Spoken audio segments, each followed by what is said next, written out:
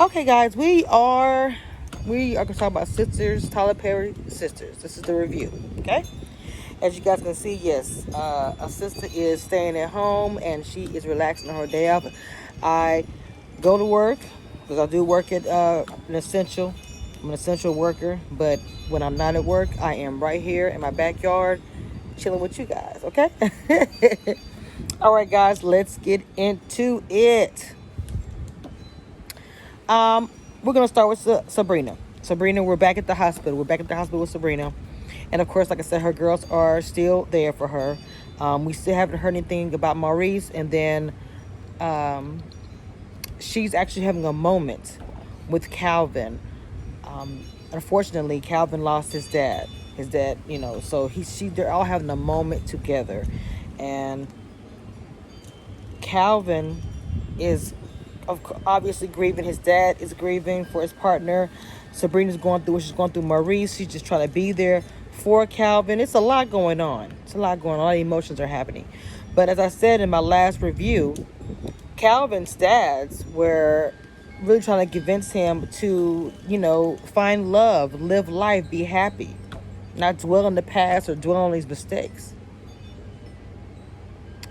So even in the midst of his sadness, Calvin's dad said, you guys need to get together. Calvin and Sabrina, y'all need to work it out. I just lost the love of my life.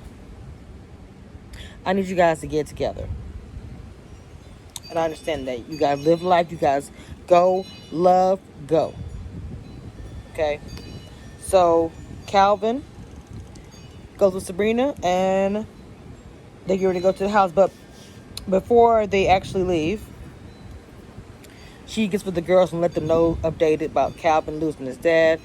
But let me say something real quick before we even get to that part. And Tyler Perry, you killed me with this scene.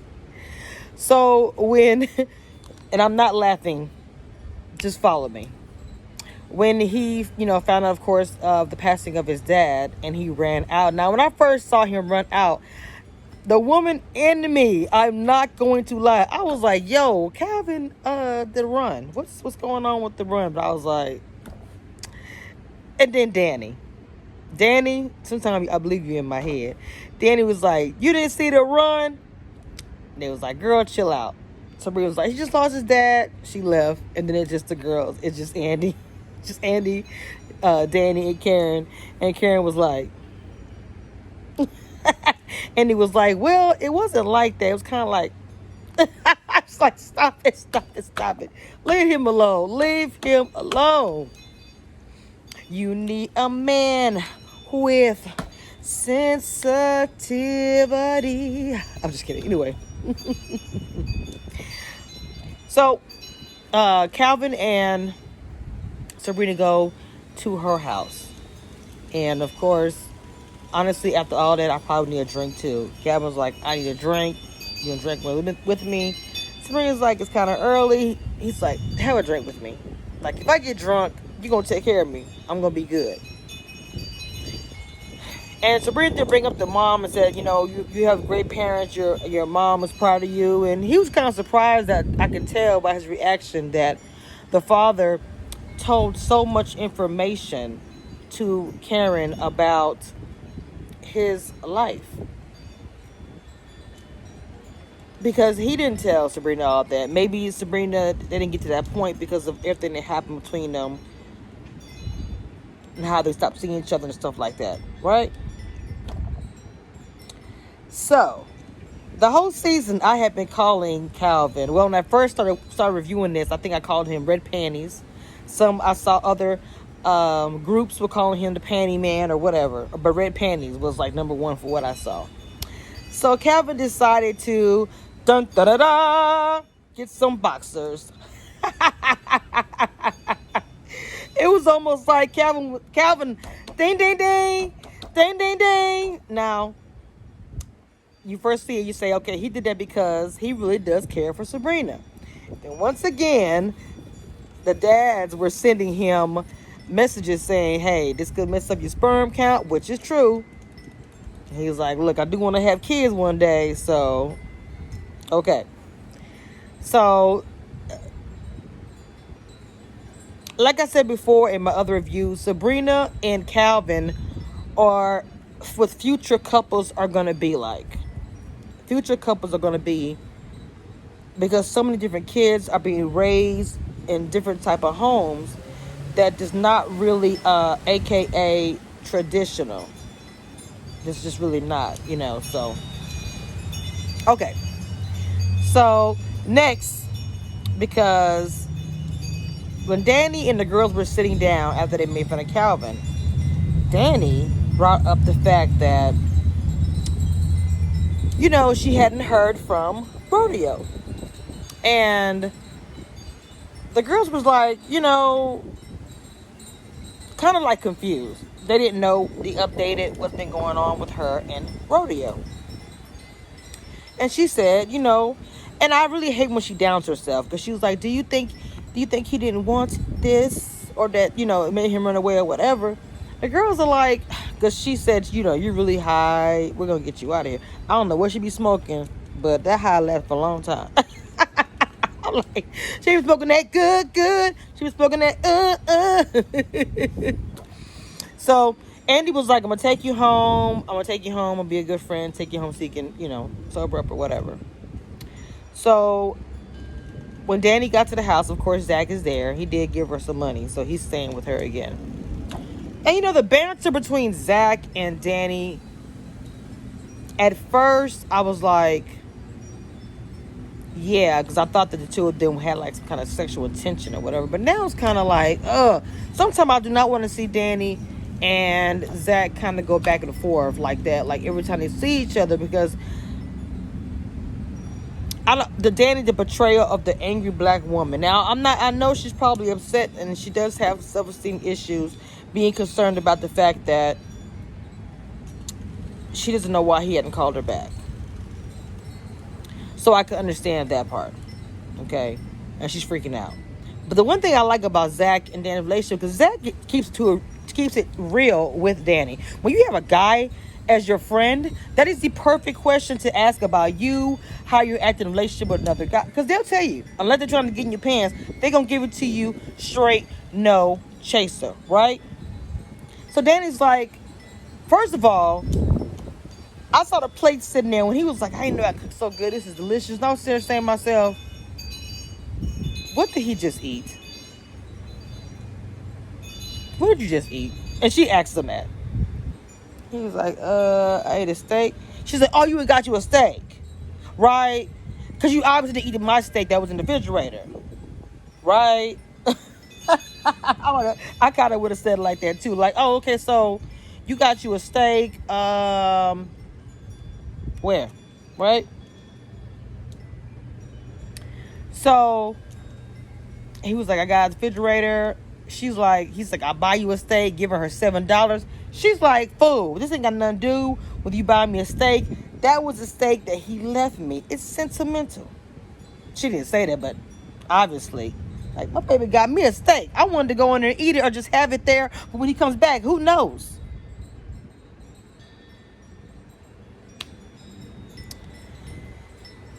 So she sits there in her feelings, and Zach is like, it's just a steak, stop tripping.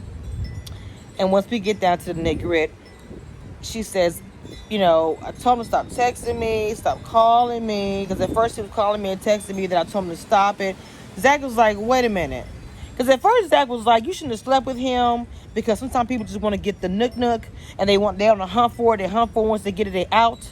And then when she let it slip out, she told him not to call me. He was like, yo, you told him not to call you or text you, and then he stopped, and you're mad? He's like, this is why fools are confused. Fools are confused because y'all just confused.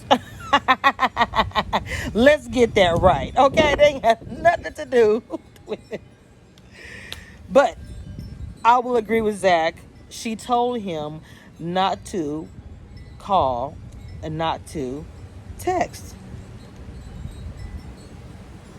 What do you think is going to happen? He probably felt like a bugaboo, which was the name of the title of the show, if I'm mistaken. He felt like he was bothering her. He was like, I'm just not going to call. Okay, Karen goes back to the shop. Karen Karen goes back to the shop. And I know that was hard for her to do because somebody did kill themselves in her store. And her secretary is super nosy. I mean, I know Zach came to see her the night before and was asking about her, like, are you still sleeping with Aaron and all of that. She's like, girl, you don't know what's going on. I don't want to update you about the key gate. Boop, okay, because you don't know what happened, so I'm done. Leave me alone. Get on my Kool-Aid, be my secretary, do your job. So she's over there doing hair, doing her thizzle. All of a sudden, Aaron calls, and he's like, hey, just get my flowers. She's like, yes, I did, you know. And he's like, she's looking on the inside of it. She's like, the inside. So she goes and she looks on the inside of the flower. And the bonsai tree that was given to her, I think her dad gave it to her, was in there. And not only that, Aaron took it to Smile with a Green Thumb to stitch it up for her. Stitch her up because she called her. That touched her more than anything. That he was trying to save it after all the craziness that happened in her place. He came by to fix the place up and fix the bonsai. It wasn't about getting a new one, FYI, Zach. He wanted to fix the one that she already had because it meant something to her. So, Karen's mom, who is, oh my God, everything. If y'all don't know who she is, was it Belafonte? Cherry, I think her name is. She's been around forever. Anyway, she comes in. She's like, I guess the secretary, who is always in her business, sent a message to mom. Sent a message to mom, and she came by to check on her. She's always camping in her way. I guess maybe she's off the grid when she can't. I don't know how she got a hold of her. So she's coming there. She's checking her like, hey, what's going on with you and Zach? And then here go the secretary. They broke up again. She's like, girl, I would be like, you say one more word, you fired. Period. She said, that's done. And she said, Aaron started coming around after losing his wife, so it's nothing. And I never slept with him. And the mom yells out, see, ladies, this is why you mess with a married man. She's like, Mom, don't say that out loud, because women were probably starting to think that she did sleep with him, which she didn't. We all know she did. She's not super Aaron. So anyway, the woman that killed herself in Karen's shop, her mom blames Karen for her death. So she walks into the shop just straight gangster, not knowing that other gangsters actually there, Karen's mom. And she walks up like, you know, this is where it happened at. Karen's mom is so matter of factly, yes, I believe so, right here. And she's like, you know, this is all your fault. She killed my daughter. I know you were sleeping with him. She told me everything. She's like, yo, my daughter told me she did not sleep with him. And I know it to be true because she told me. And she was like, what do you want? Then she pulls out that, ooh, I don't know what's popping, what's going to happen, because they cut it off right there. But on the scenes that I was looking at, okay, Karen's mom was going in. She looked at the gun, didn't even move her.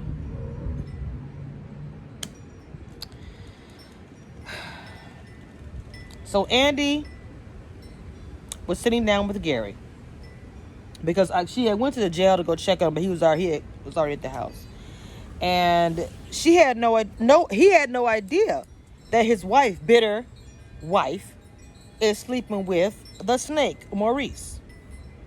She told him that. She's like, yo, he's sleeping with her, and she's trying to get you. She's got pictures and bruises, all kind of stuff. She crazy.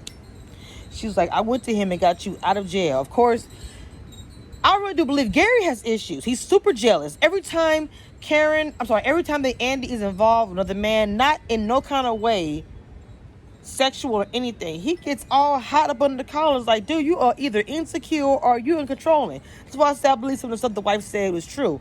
I don't know if he actually hit her. But some of that controlling stuff, I don't know. I'm starting to believe the bitter wife. She's like, look, I'm trying to keep my job together. I worked very hard for this. Andi worked very hard to get where she's at. And I don't know if Gary looks at it like, well, you my woman, you don't have to work. I don't know how he looks at it.